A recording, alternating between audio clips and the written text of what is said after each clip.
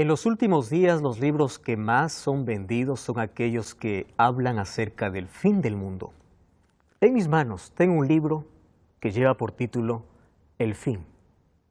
Todo el mundo está curioso por el fin. Todos quieren saber cuándo será el fin. ¿Cómo será el fin?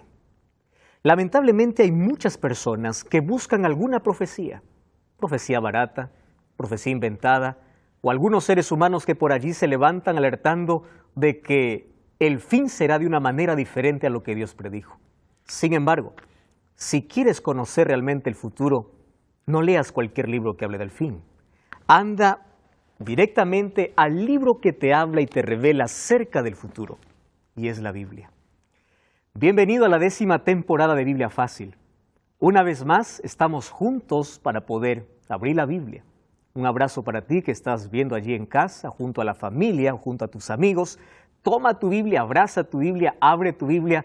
Vamos a analizar durante toda esta serie el libro de Apocalipsis. Y ya sabes que para cada temporada yo no estoy solo, sino estoy acompañado. Y hoy quiero presentarte a mis amigos con quienes vamos a compartir esta temporada. Voy a dar la bienvenida aquí a Nancy, está aquí también Karina, ¿verdad? Está Felipe, Pablo, Walter y Gabriel. Ahora sí me aprendí los nombres de todos. Bienvenidos, amigos. Ustedes están representando a cada país y a cada persona que está viendo desde casa este programa. Nos da mucha alegría de poder comenzar con ustedes esta 10ª temporada. Y vamos a hablar acerca del libro de Apocalipsis. Hoy iniciamos con el primer tema. El primer tema es un océano de esperanza. Todos conocemos el mar, todos conocemos el océano. Hemos ido muchas veces a las playas los fines de año, ¿verdad? O en vacaciones. Y cuando uno está frente al mar tiene dos opciones, o solo tomarse foto en la orilla o sumergirse, ¿verdad? Gabriel, ¿tú qué haces cuando vas al mar? ¿Miras o te sumerges? Me sumerjo, es obvio, ¿verdad? Los seres humanos cuando están frente al libro de Apocalipsis también tienen dos opciones, mirarlo de lejos o sumergirse para poder encontrar el mayor tesoro. Por eso es que Apocalipsis es considerado el océano de esperanza. Y hay una frase interesante que alguien mencionó acerca del libro de Apocalipsis. ¿Por qué es un océano de esperanza? Y es que en Apocalipsis todos los libros se encuentran y terminan. La Biblia tiene 66 libros y es impresionante que desde Génesis hasta Judas, que es el penúltimo libro de la Biblia, todos ellos aportan para que la revelación máxima, que es el último libro de Apocalipsis, pueda ser tan claro y entendible. Entonces, el Apocalipsis es como un océano enorme donde toda la Biblia son como ríos, ¿verdad? Que van a alimentar y van a llenar esa máxima revelación, porque finalmente vamos a descubrir quién es Jesucristo.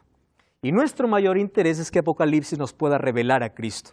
Y es por eso que vamos a abrir la Biblia, vamos a hacer una pequeña oración para poder estudiar el libro de Apocalipsis. Acompáñanos tú que estás ahí en casa.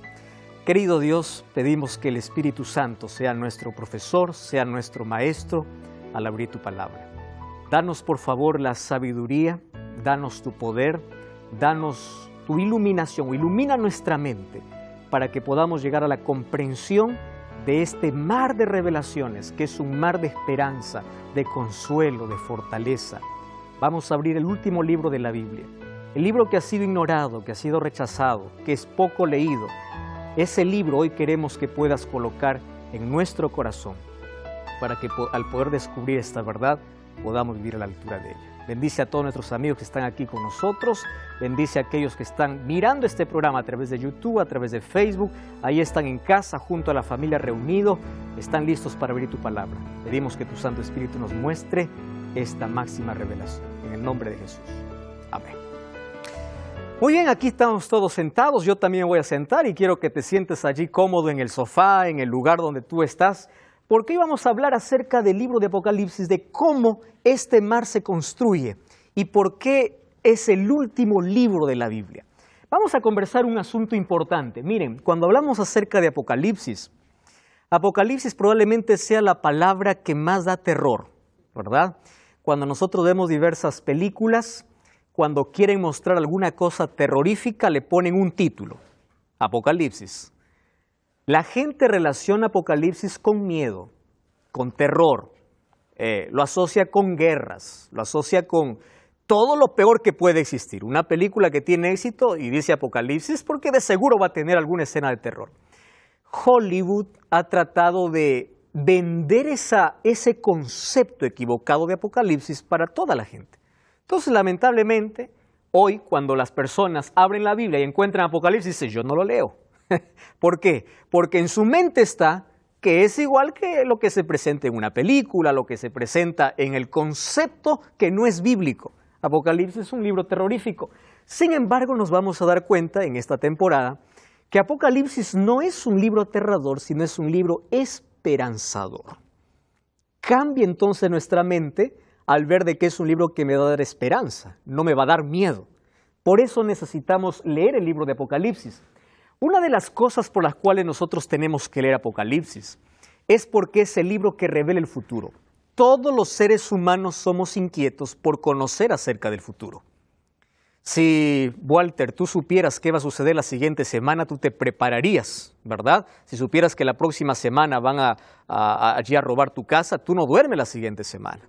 Por supuesto, ¿por qué? Tú estás preparado si es que supieras el futuro. Los seres humanos queremos aprender el futuro. Lamentablemente, hay algunos que buscan el futuro en el lugar equivocado. Hay personas que quieren conocer el futuro en un horóscopo, ¿verdad?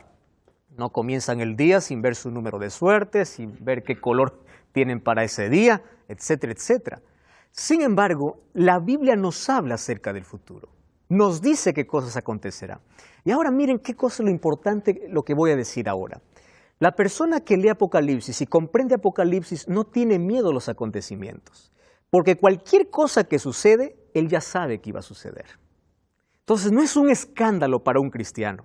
Un cristiano no se asusta, un cristiano espera preparado. Por eso se escribió Apocalipsis, para que no cause sorpresa los acontecimientos finales. Ustedes ya vieron los escándalos que se arman por allí, por redes sociales, por internet, por la TV, por los medios de comunicación. Cuando algo sucede, el cristiano mira las noticias y dice, para mí no son noticias, para mí son señales. Porque ya tiene o ya sabe por anticipado el futuro. El ser humano siempre ha intentado conocer el futuro por otros medios, ¿verdad? Y aparece allí la bola de cristal, aparecen allí los astros, aparecen las otras llamadas ciencias o otros caminos diciendo, ¿quieres saber tu futuro? Yo te muestro. ¿Quieres saber?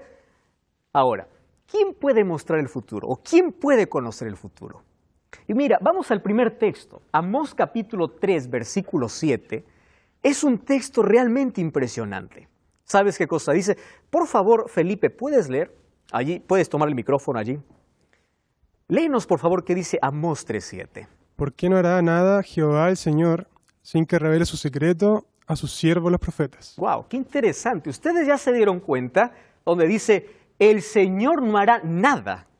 Quiere decir que Dios, que conoce el futuro porque Él es omnisciente, Él quiere revelarnos el futuro. Pero ¿por medio de quién revela el futuro? ¿Por medio de cualquier persona? No. Profeta. ¿Quién es un profeta? Un mensajero, un portavoz de Dios.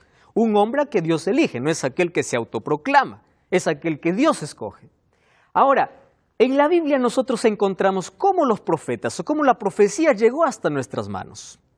Y ahí encontramos la certeza y la seguridad de que eso que los profetas dijeron acerca del futuro viene de parte de Dios.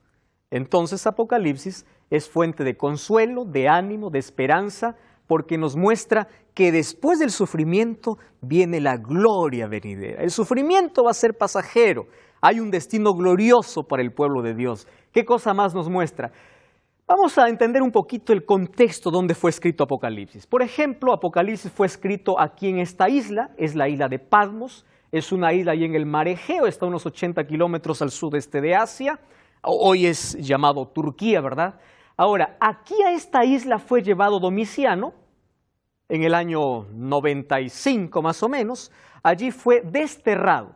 Allí él explica por causa del testimonio de Jesucristo. Él fue llevado a esa isla para silenciar su voz. Domiciano era una de las personas que odiaba tanto a los cristianos. Y dijo, Juan tanto habla, claro, él había sido discípulo de Jesús, él habla con tanto fervor, él estaba en los últimos años de vida, pero su pasión no terminaba. Entonces dice, voy a silenciar la voz. El diablo siempre quiere silenciar la voz de los siervos de Dios y los lleva a una isla. De aquí nadie va a saber la vida de este hombre, ¿no? Ahí no había medios de comunicación, no había redes sociales, no había... ¿Cómo iba a comunicarse? Juan no tenía celular, no había nada. Aquí silenciamos la voz, pero el diablo siempre fracasa en sus planes, ¿verdad? Porque cuando Domiciano creyó que había silenciado su voz, allí Dios le reveló y levantó la voz de Juan no solamente para su tiempo, sino también le mostró profecías para el tiempo del fin. Ahora es impresionante, los planes del diablo siempre son frustrados. ¿Quién fue Juan? Tiene muchas características, yo elegí 4, porque son las que más me encantan. La primera es que formó parte del círculo íntimo de Jesús. Jesús tenía 3 grupos de personas, tenía seguidores, tenía discípulos y tenía los amigos más íntimos. A mí me encantan, los seguidores son aquellos que no tenían compromiso, le seguían un día, otro día no le seguían, no había un compromiso con él. Los discípulos son aquellos que estaban al lado de Jesús, caminaron con Jesús, fueron testigos de los milagros de Jesús, pero Jesús tuvo 3 amigos. ¿Verdad? Ustedes recuerdan que esos 3 amigos estuvieron con él en los momentos más importantes.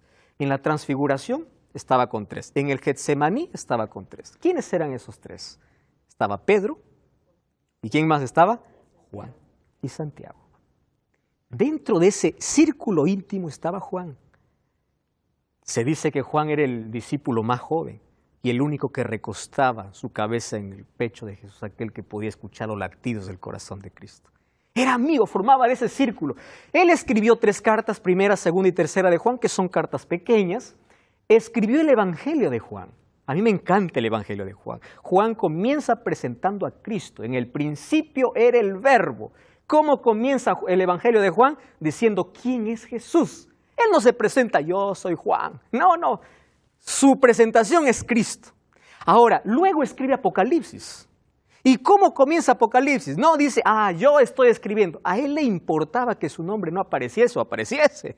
Lo que le importaba era presentar a Jesús. Él amaba tanto a Jesús. Ahora, él también, por su testimonio, dice la literatura judía, que él fue lanzado a un perol de aceite hirviendo. Pero Dios lo protegió, así como Dios protegió a Daniel del foso de leones. También no permitió que pueda morir. Y después de ello fue desterrado recién a la isla de Patmos.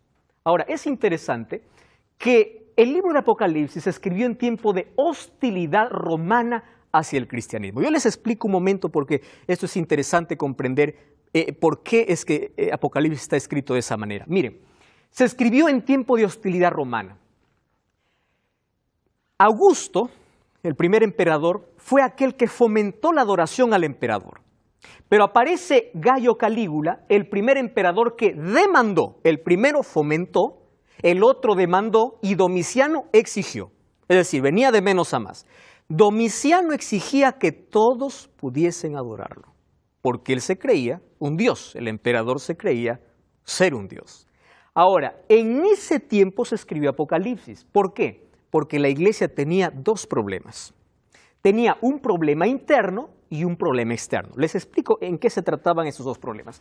El problema externo eran por las actividades sociales que tenía allí el pueblo romano. ¿En qué consistían las actividades sociales? En que ellos tenían que rendir culto al emperador y ellos necesitaban estar en todas las fiestas, ¿correcto? Ahora, esas fiestas les llevaba la embriaguez y ¿qué más? Y también se practicaba la prostitución cúltica. Yo no sé si ustedes alguna vez leyeron algún párrafo de lo que se hacía en Roma. La prostitución se practicaba en los templos paganos y se decía que era para adorar y para que la tierra pueda ser fértil. Las personas que asistían a los templos tenían que irse con las prostitutas. Era parte de su adoración. Ahora imagínense, esos eran los problemas externos. ¿Qué otro problema externo sufría el pueblo de Dios? Es que ellos eran considerados ateos. ¿Por qué eran considerados ateos? No porque no adoraban a Dios, sino porque no adoraban ¿a quién? Al emperador. Eran considerados, o ellos perdieron toda situación legal.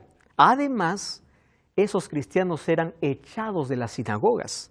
¿Por qué? Porque los judíos empezaron a mirar mal a los cristianos. Después del año 70, ¿saben ustedes qué ocurrió? Los judíos lo echaron a los cristianos de sus sinagogas. Ellos tenían 17 bendiciones cuando terminaban su culto. Ellos inventaron la 18. pero no era una bendición, era una maldición para Cristo y los cristianos. Entonces, los cristianos que iban a la sinagoga judía no mencionaban la 18. Entonces, porque estaba yendo en contra de Cristo y de ellos. Cuando ellos, los judíos, se dieron cuenta de eso, los botaron de las sinagogas. Entonces, los cristianos no tenían una situación legal. Los judíos sí eran reconocidos como una religión diferente, pero sin embargo los cristianos no.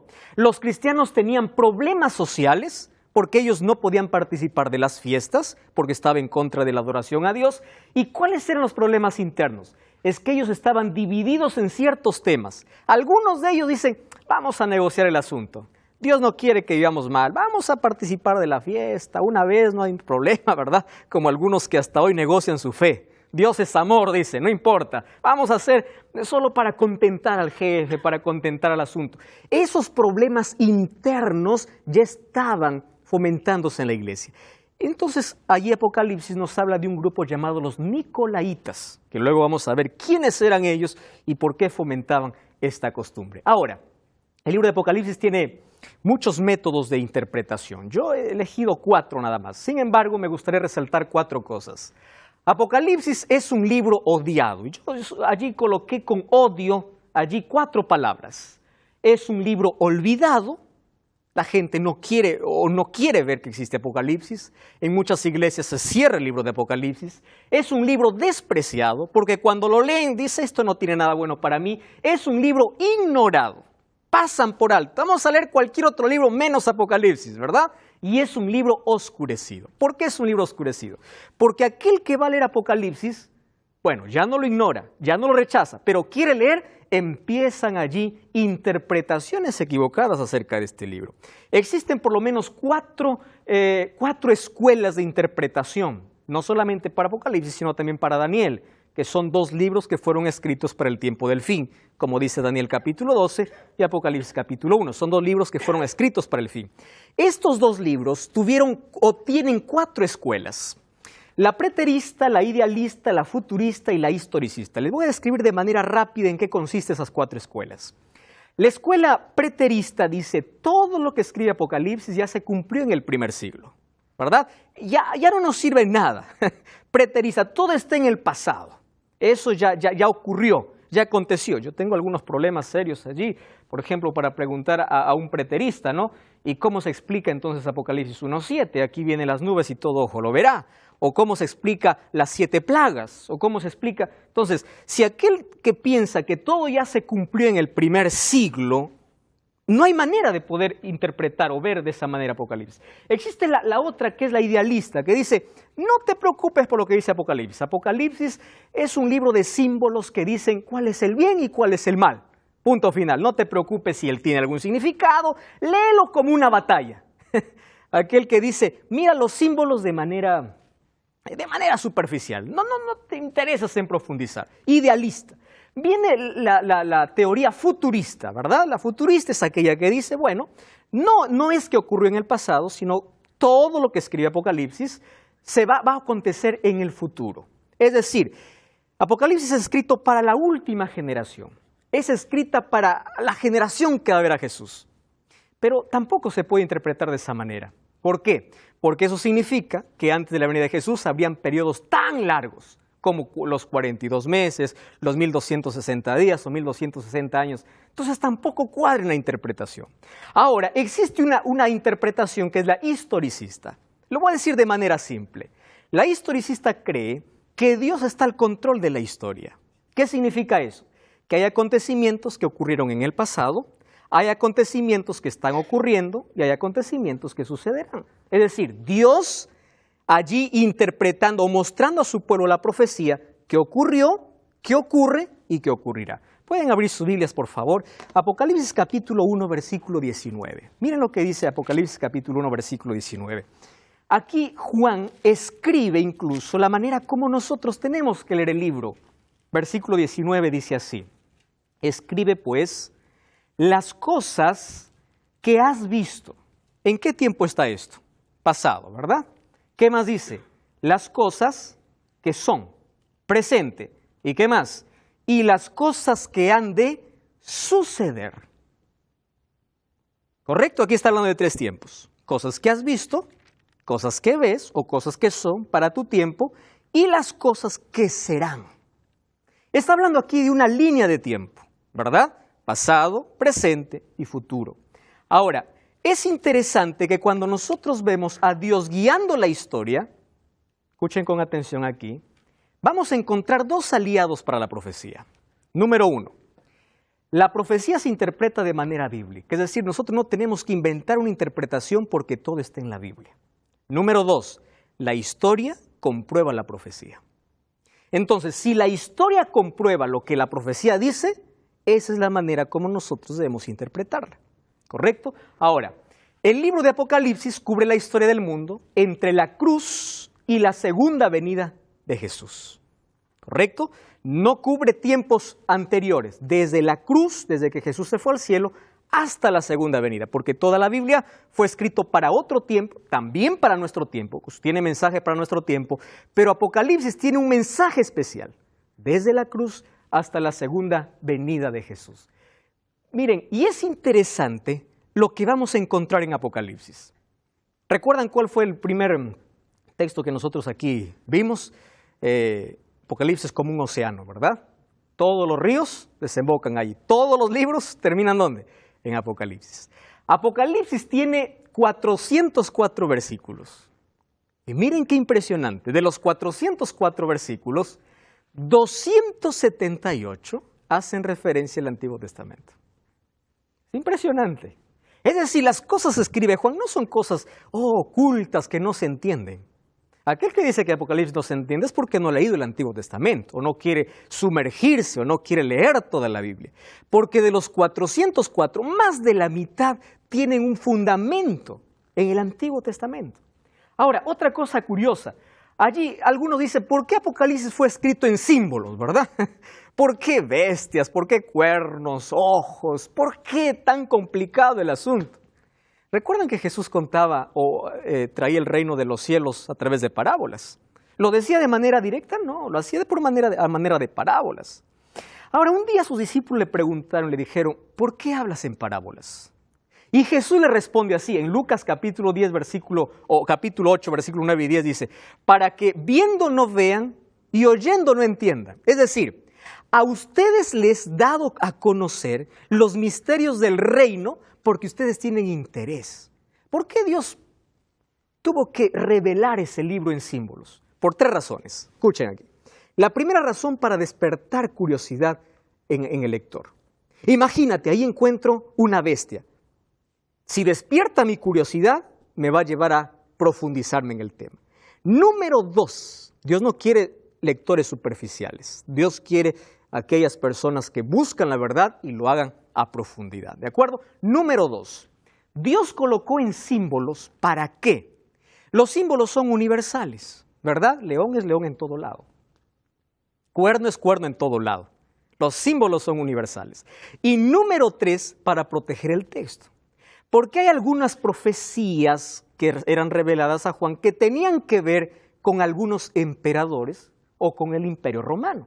Si el Imperio Romano hubiese leído que hay cosas que están hablando en su contra, hubiese destruido el libro, ¿correcto? Entonces Dios prefirió allí velar ese contenido a través de símbolos, pero esos símbolos tendrían una base en toda la Biblia. Es interesante que el Apocalipsis se edifica sobre la base de los actos de salvación de Dios en el futuro, pero que serán parecidos a los actos de liberación de Dios en el pasado. En Apocalipsis encontramos el cántico de Moisés. ¿En dónde está fundado eso? En Éxodo. Encontramos plagas para el tiempo final. ¿Dónde comenzaron las plagas? En Egipto. Es decir, así como Dios libró a su pueblo en el pasado, también lo hará ¿cuándo? En el futuro. Él nos da la seguridad de que está al control de todo y de que Él está dirigiendo la historia hacia un final feliz.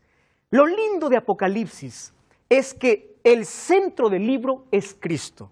¿Saben cómo comienza el libro de Apocalipsis? Dice así, la revelación de Jesucristo. A mí me encanta esta expresión, porque a Jesús solamente se le conocía como Jesús o como Cristo, pero aquí está uniendo dos nombres, ¿verdad? Jesús, el nombre humano, que es Salvador, Cristo, el Mesías, el nombre divino. La revelación de Jesús, humano y divino, es decir, la revelación total. por eso dice Jesucristo. Ahora, es interesante que en Apocalipsis nosotros encontramos 30 títulos para Jesús. El león de la tribu de Judá, la raíz de David, el cordero. Ustedes saben que la palabra cordero aparece 28 veces en el libro, representando a Cristo como el cordero. Algunos lo mencionan que Apocalipsis es el quinto evangelio. ¿Por qué? Porque el centro del libro es Cristo. Si tú no miras a Cristo en Apocalipsis, vas a mirar solo terror. Pero si miras a Cristo, vas a ver esperanza. Eso es lo que nos trae Apocalipsis. La figura central es Jesucristo. Y ahí en Apocalipsis encontramos que Jesucristo está mostrado por lo menos en 3 grandes figuras. La primera figura de sacerdote. Jesús caminando entre sus iglesias, ministrando a sus iglesias. Luego vemos a un Jesús rey, a un Jesús que es coronado en el cielo, a un Jesús que es soberano y rey sobre todos los reinos. Y luego vemos a un Jesús que lucha, que pelea por su pueblo, que vence a sus enemigos y los lleva a su destino glorioso.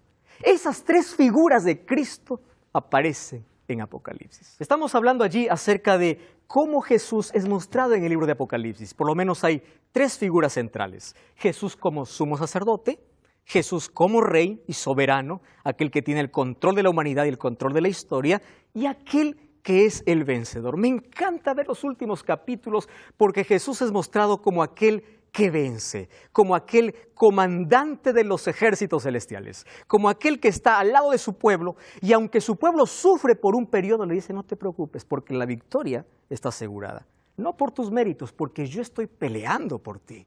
Es extraordinario por eso ver a Cristo en el libro de Apocalipsis, que es la figura central. Ahora, muchos se preguntan por qué Apocalipsis está lleno de 7, ¿verdad? Hay muchos 7 en Apocalipsis. Yo les voy a mostrar, por ejemplo, Apocalipsis habla de 7 círculos, habla de 7 iglesias, habla de 7 sellos, 7 trompetas, 7 plagas, 7 reyes, 7 montes. Estoy tomando solamente algunas.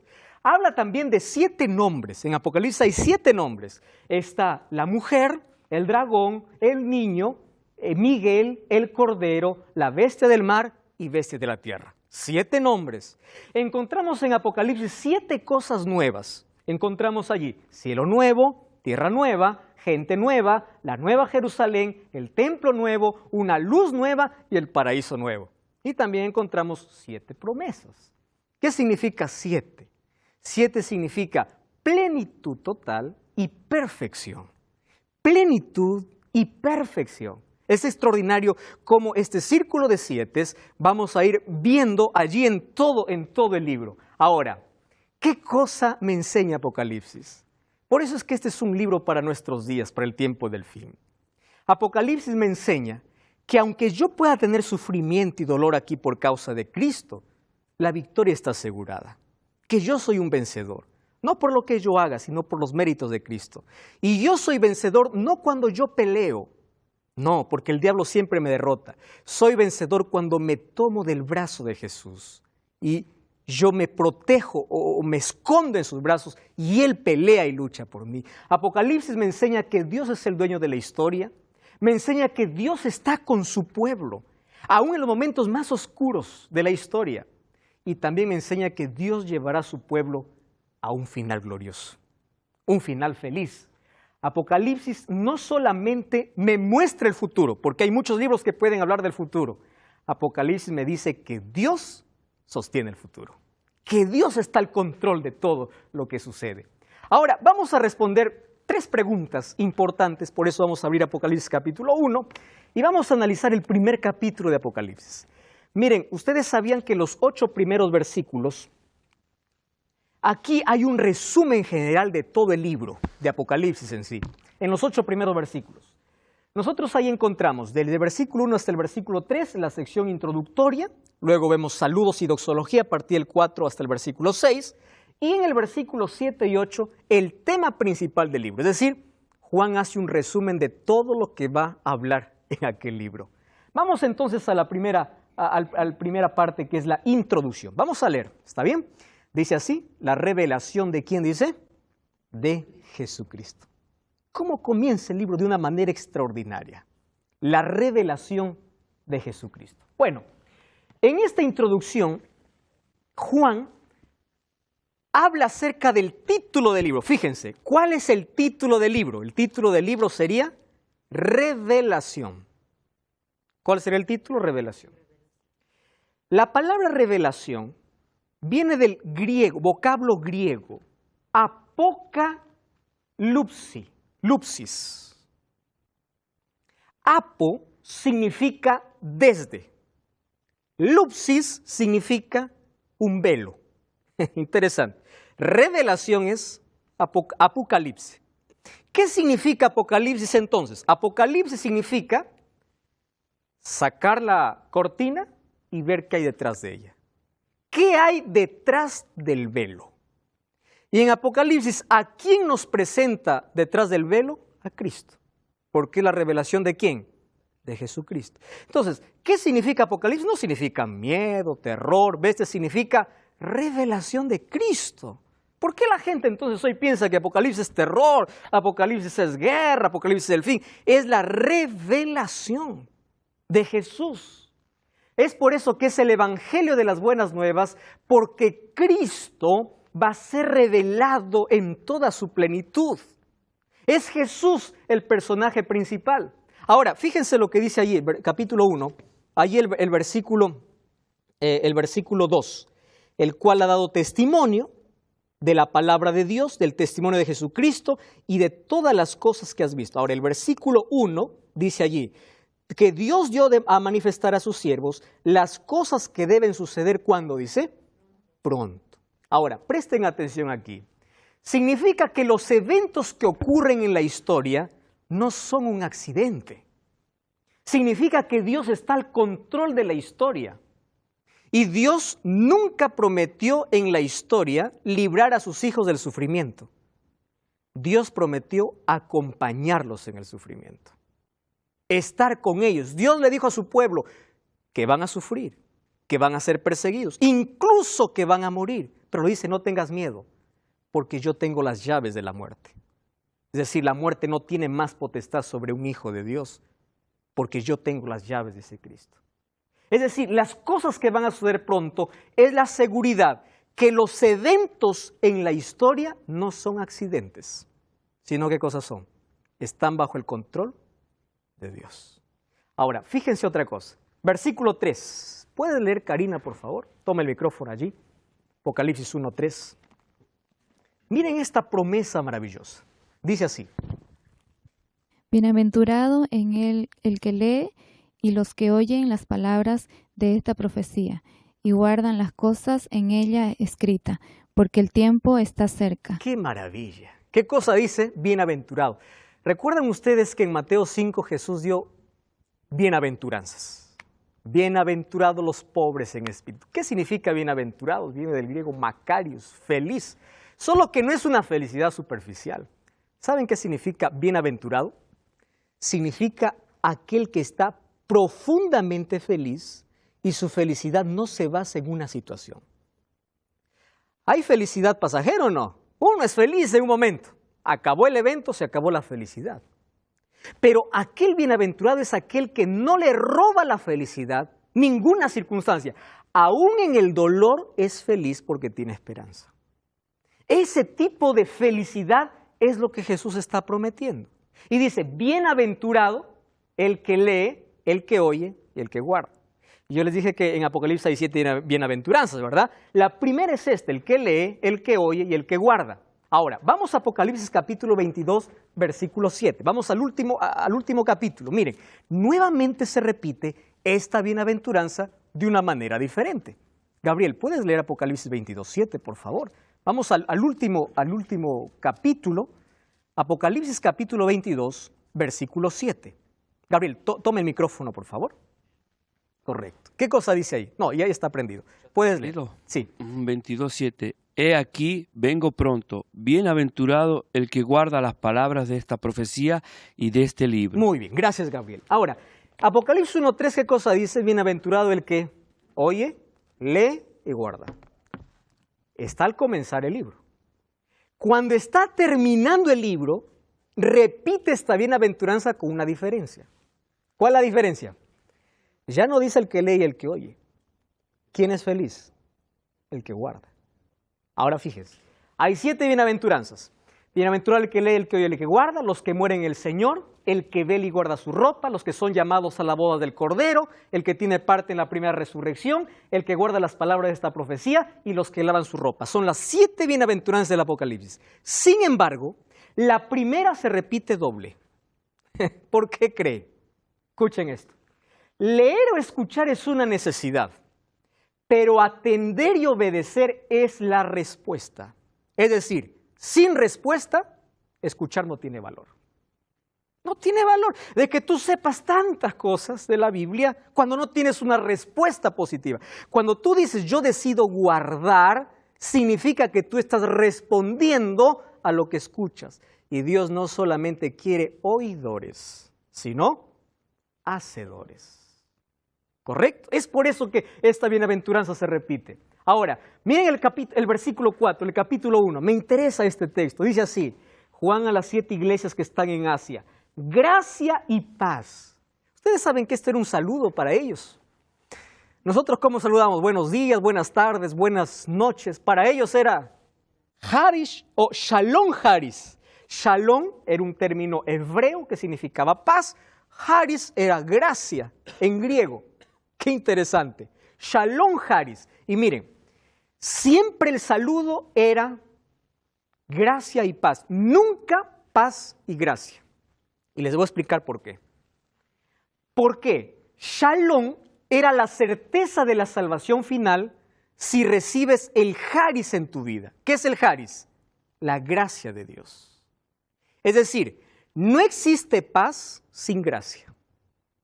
Es la gracia de Dios quien da un equilibrio en el ser humano, que le da serenidad y tranquilidad para poder mantenerse en las mayores tormentas de la vida. Es la gracia de Dios, por eso dice gracia y paz. Haris Shalom, es su gracia quien nos da paz. Ahora es interesante, ¿qué más dice ahí el versículo 4? Miren, de aquel que es, del que era y de aquel que ha de venir. Qué impresionante este juego de palabras. Habla acerca de la existencia de Dios y la presencia de Dios en todo tiempo. Aquel que estuvo en el pasado, aquel que esté en el presente y aquel que estará con sus hijos hasta el final. Ahora, es interesante otra cosa. Hay algunos que han malinterpretado allí este término cuando dice, y de los 7 espíritus que están delante del trono. ¿Cuáles son esos 7 espíritus? La palabra 7 espíritus se repite en el 3.1, 4.5, 5.6, 22.6. Cuando habla de 7, está hablando de perfección y plenitud divina. ¿Recuerdan? 7. ¿Y por qué dice espíritus? Miren, cuando vamos a Isaías capítulo 11, versículo 2, encontramos que el Espíritu Santo tiene 7 características. ¿Cuáles son las características? Espíritu de Jehová, espíritu de sabiduría, de inteligencia, de consejo, de poder, de conocimiento y de temor. Entonces, cuando habla del 7, está hablando de la plenitud divina. ¿En quién? En el Espíritu Santo. ¿Correcto? Es el Espíritu Santo. Aquí hay un saludo entonces que viene de parte del Padre, del Hijo y del Espíritu Santo. ¿Y dónde está el Hijo? Ahí está el Hijo. Ya vimos el Padre, ¿verdad? El que era, el que es y el que ha de venir. Ahí está el Espíritu Santo, revelado como los 7 espíritus. Y ahora viene el Hijo, presentándose como. Miren el versículo, ahí el versículo 5. Y de Jesucristo, el testigo fiel, el primogénito de los muertos y el soberano Rey de toda la tierra. Qué interesante. Aquí Dios revelado en su plenitud, Padre, Hijo y Espíritu Santo. Testigo fiel es aquel que testifica la verdad y por su testimonio fue hasta la cruz. Primogénito de los muertos está en mérito a su resurrección. Y cuando dice soberano Rey de la tierra, aquel que ocupa el primer lugar y es soberano en supremacía. Y ahora es lo más lindo de este saludo. Miren el versículo 5, aquel que dice, y es aquel que nos ama, aquel que nos ha lavado de nuestros pecados con su sangre y nos hizo reyes y sacerdotes. Aquí existen 3 tiempos. ¿Cuál es el primer tiempo? Aquel que nos ama. Es decir, esto es continuo. No dice aquel que nos amó o aquel que nos amará. Nos ama continuamente. ¿Qué más dice? Aquel que nos libró. Está hablando de una acción en el pasado. ¿Cuál es esa acción? La muerte de Cristo. Allí nos hizo libres, ¿correcto? Y aquel que nos hizo un reino de sacerdotes. ¿Qué significa eso? El propósito de Dios, que es el resultado de la redención. Es decir, estas tres cosas están en relación a las tres actividades de Cristo. O estas tres actividades es el resultado de los tres títulos que Cristo tiene. ¿Recuerdan cuáles son los tres títulos? Testigo fiel, primogénito de los muertos o soberano, rey de la tierra. O también está en función ¿a quién? Está en función al Padre, al Hijo y al Espíritu Santo. Aquel que nos ama, aquel que nos libró y aquel que nos hizo un reino. ¡Qué extraordinario! Ahora viene el tema del libro de Apocalipsis. Miren el versículo 7. Dice así: he aquí, Él viene con las nubes. ¿Y qué dice? Y todo ojo lo verá. Y aquellos que lo traspasaron, y todos los linajes de la tierra se lamentarán por causa de él. ¿Y cómo termina ese texto? Diciendo, sí, amén. ¿Qué significa amén? ¿Y qué significa sí? Sí. Aquí Juan está nuevamente tomando dos términos, un hebreo y un griego. ¿Correcto? Sí, amén. Amén es una palabra hebrea que significa verdadero. Es verdad, así será, así sea. Ahora, y griego es la palabra nai, que significa sí. Cuando él une estas dos palabras, está diciendo, con certeza y seguridad, realmente Él viene. No tengas la menor duda, Él viene. Ahora, lo que me sorprende del tema del libro, que es la venida de Jesús, no dice Él vendrá. No dice Él vendrá. ¿Qué cosa dice? Él viene. Ese viene está hablando como una acción que ya se está realizando. ¿O no? Él viene, Él está viniendo. ¿De qué está hablando? De la inminencia de la venida de Cristo. Porque Cristo va a volver y para ti está volviendo. Y para ti puede volver hoy. ¿Cuándo viene Cristo? Hoy. ¿Qué? Hoy va a venir Cristo. Cuando nosotros cerramos nuestros ojos y morimos, Cristo ha venido para nosotros. Porque ya no hay más oportunidad. Cristo viene, su venida es cierta, es inminente. Y ahí dice, nai amén. ¿Qué significa? Sí, realmente, Él viene, no tengas alguna duda. El tema del libro es la venida de Jesús. Miren el versículo 8, este es lo más lindo. Allí Jesús dice, yo soy el alfa y el omega, el principio y el fin. ¿Qué más dice? El que es, el que era y el que ha de venir, el Todopoderoso. ¡Qué extraordinario! He aquí vienen las nubes y todo ojo lo verá. Y ahí Apocalipsis 1:8 dice, yo soy el alfa y el omega.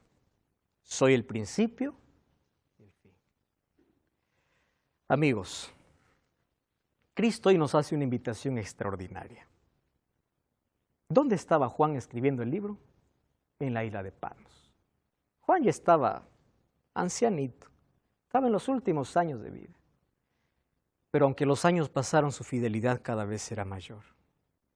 Y cuando él creía que estaba solo y desterrado, apareció Cristo para decirlo, Juan, no temas, tu vida está en mis manos, yo soy el primero y el último, yo vengo. ¿Sabe qué me hace pensar esto? Que aun cuando nosotros nos sintamos tan solos en esta vida y estemos encerrados en nuestra propia isla, aparece Cristo para decir, no temas, yo estoy aquí contigo. Yo estuve en tu pasado, estoy ahora en tu isla, aunque creas que estás solo en esta vida, no lo estás. Y yo pronto vendré por ti. La promesa más linda que encontramos en la Biblia es la vuelta de Jesús. Más de 300 veces dice que Cristo regresa y viene para poner fin al dolor y a la muerte.